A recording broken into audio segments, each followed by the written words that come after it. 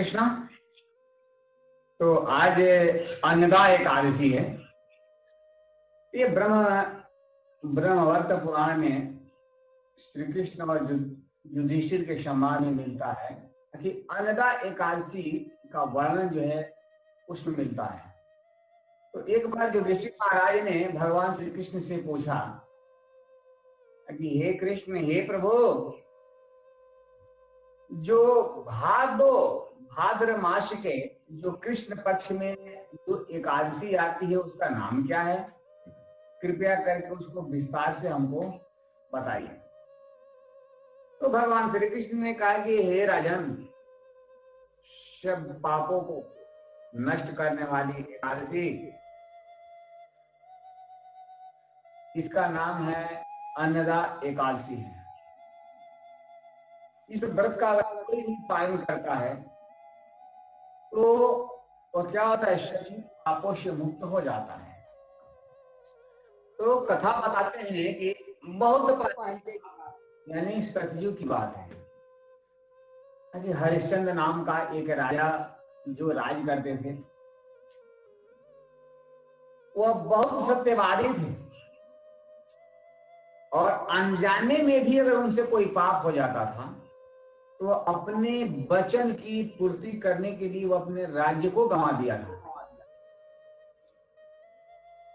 इतना ही नहीं, वो अपनी पत्नी, अपनी पुत्र को भी बेच डाले। कि हे राजन, जो वह इतना पुण्यवान राजा था, फिर भी वह चंडाल के घर में अपना सेवक बनकर रहना पड़ा। शमशान घाट में वह चौकीदारी करता रहा, फिर भी वह अपने सत्य की राह को नहीं छोड़ा। चंडाल के आदेश पर वह मजदूरी करके वह राजा मृत शरीर के जितने वस्त्र होते थे उसको इकट्ठा करते थे और शुद्ध का काम करते थे। फिर भी वह सत्यवादी रहे, क्योंकि अपने आचरण से उनका कभी भी पतन नहीं हुआ। इस प्रकार से बहुत वर्ष उन्होंने निकाल लिया। तो एक दिन राजा जो है वो अपनी दुर्भाग्य पर विचार कर रहे थे कि मुझे अब क्या करना चाहिए और कहां जाना चाहिए, इससे मेरा कैसे छुटकारा हो सकता है। तो राजा अपने जो दुर्दशा, जो इनकी दुर्दशा थी उसको देख करके वो गौतम ऋषि के पास गए।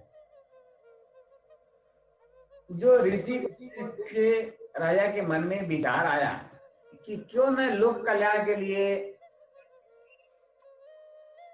क्योंकि ब्राह्मणों को भगवान ने लोक कल्याण के लिए ही बनाया है। ब्रह्मा जी ने ब्राह्मणों को लोक कल्याण के लिए ही ब्राह्मण को भेजा है, बनाया है। लेकिन ऋषि को प्रणाम करके राजा ने अपनी दुखद जो परिस्थिति थी उनको बताए। तो राजा की ये जो दुर्दशा था वह देख करके गौतम ऋषि जो है विस्मय से, आश्चर्य से कहे कि हे राजन, आपके अच्छे कर्मों से ही जल्द ही ये जो श्रावण मास आ रहा है उसमें कृष्ण पक्ष की जो अन्नदा एकादशी जो आ रही है, अन्नदा एकादशी जो आ रही है, इस दिन आप व्रत का पालन करेंगे और जागरण करें। इससे सारी जो आपके पास जो विपत्ति है उससे आप मुक्त हो जाओगे। हे राजन, केवल आपके लिए मैं यहाँ आया था, आपको ये बताने के लिए, आपको मार्गदर्शन देने के लिए मैंने यहाँ आया था। ये गौतम राजा ने जो उपदेश देकर गौतम ऋषि कहाँ गए, अंतर ध्यान हो गए। तो राजा ने इस व्रत का पालन किया और वे सभी विषाद मुक्त हो गए। जितने भी उनके मन में चिंता थी, व्यस्तता था, दुख थे, वो सारे समाप्त हो गए। तो राजा के उपदेश देकर अब तो गौतम ऋषि चले गए थे, ये भी अपने जितने सारे उनके मन में जो विषाद चल रहे थे उससे भी मुक्त हो गए।